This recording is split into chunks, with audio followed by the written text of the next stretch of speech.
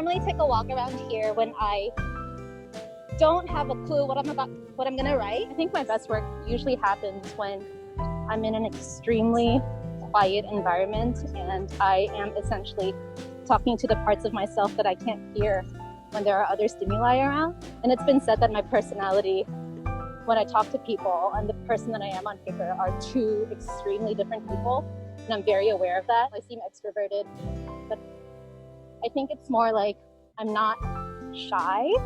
That ability to engage with others as an enjoyment, a total enjoyment of company, which is not necessarily the case. After I became a mom, I noticed that I began to enjoy alone time so much more.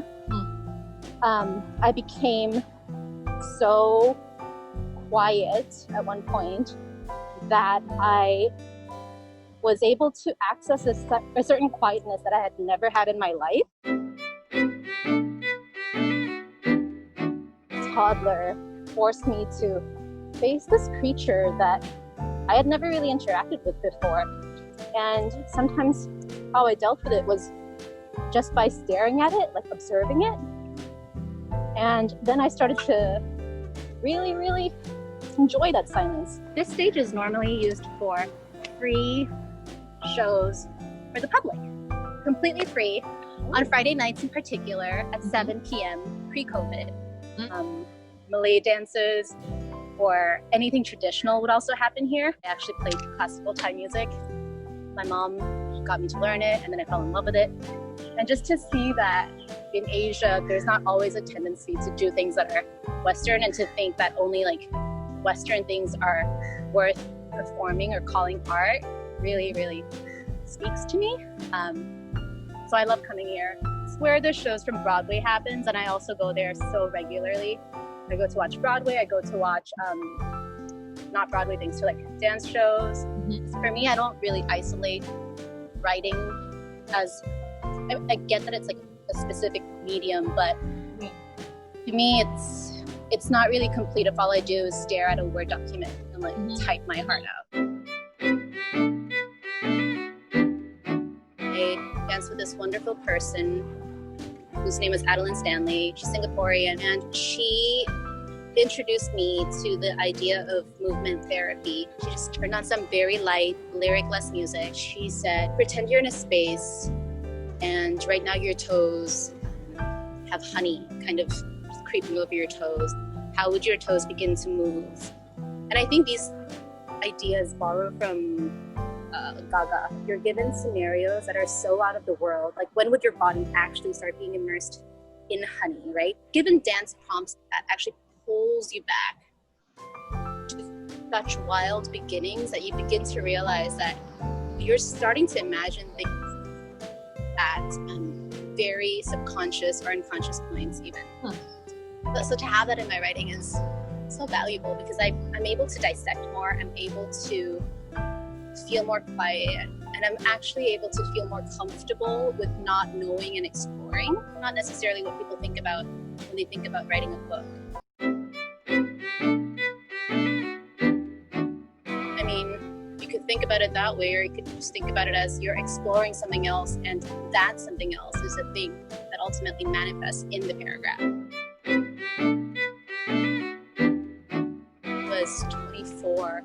I was in grad school, and I was in grad school for education, and one of the things we talked about was how women of color have it so much worse in their work lives, like they're put in certain positions. And I remember thinking like, well, I'm Asian and I'm a woman and I've made it fine so far. Being a mother, I faced so many prejudices that I thought women like me were already not going to be a part of. I'd been working so many more hours for the same pay after I had a kid. I was the first one at the office, and we were like, okay, it's time for a raise. So we go in, and then the MD, who barely knows me, he looks at me and he says, you're asking for a raise? And then I go, yes. And he says, I know you like taking care of your baby, but don't make taking care of your baby a habit. No, you go home at 5. And he basically declined my raise because I went home at 5. Even if was doing well at work, leading things, you realize that you have a life that's worth talking about. If I had started writing when I was younger, I wouldn't have had the confidence to be something that I really wanted to own. Originally, I started off like certainly as a person who was happy like all around. It's really only changed ever since I became a mother. People treat me differently. It made people treat less like the ambitious, capable women that I was / still am. Still not something that many people know. They don't know that I've gone through this anxiety about a publisher being like, well, if there's this story and it takes place in Singapore to a Thai woman versus this story and it happens in New York, don't want that to make me shut up. I also don't want the same perpetuated stereotypes for Thai or Southeast Asian women where it's like, when you think about Thai women, you think about prostitutes, you think about, all these things. Like, some Thai women just really just write and just have the same problems as women in New York. You've got some brilliant women who are working as prostitutes in Thailand, but their stories aren't out. And my goal is one day to be successful enough that I hope that I'll get to work with people with different stories and that the world never thinks about it as Thai women, it as Singaporean women. Like, there's so many different groups of women in the world. The female readers that I know are so open to experiences around the world. I don't think readers themselves are shut off. I don't think they want to. I think if they were, they wouldn't be readers. I go to Littered with Books. It's good to constantly be around like the best of the best writing, and it's global. I don't really want to think at all about how many books I sell. I'd rather have that one book where like a woman or even a man goes into a bookstore and they touch it. They're like, wow, this book has really said something that resonates with me. It makes me not feel alone. And to be able to visualize like the kind of place you want your book in, as opposed to the idea of like, I just want to write a book, it makes a world of a difference to me,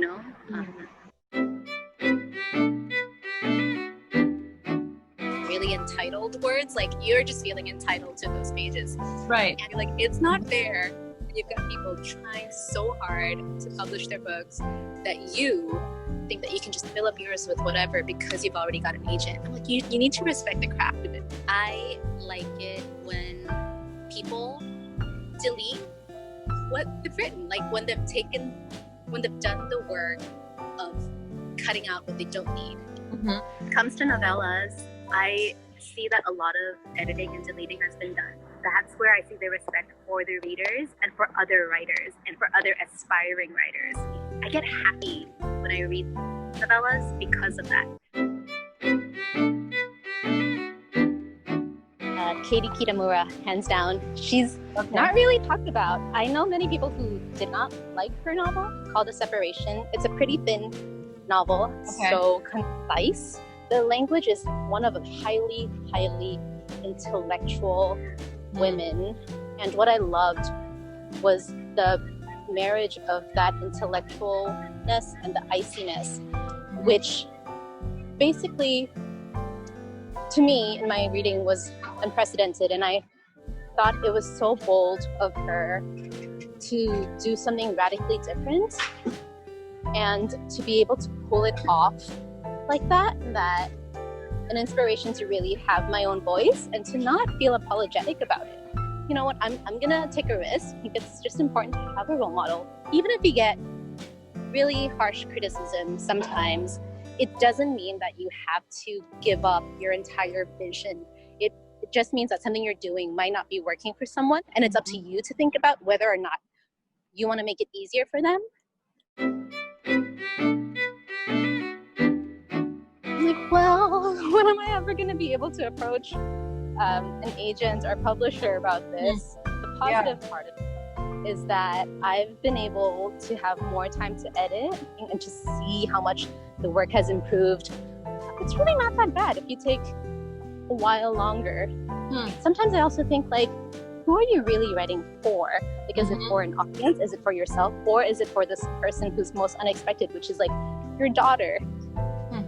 As much as I've struggled with motherhood, like, I love her so much. Mom is always there in the form of a book. comes to her own suffering, she'll realize that like whatever she experiences, it's fine. And the thing that she and I will share is owning and respecting each other's feelings.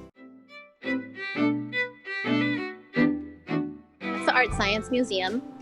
It's like a lotus. You can go in and there's like a lot of interactive exhibits. I usually go with my daughter. It's a bit weird because there are these butterflies that you can touch and like they'll drop dead. How much of this is supposed to be an inside joke for adults? This was super fun. That was great. Yeah,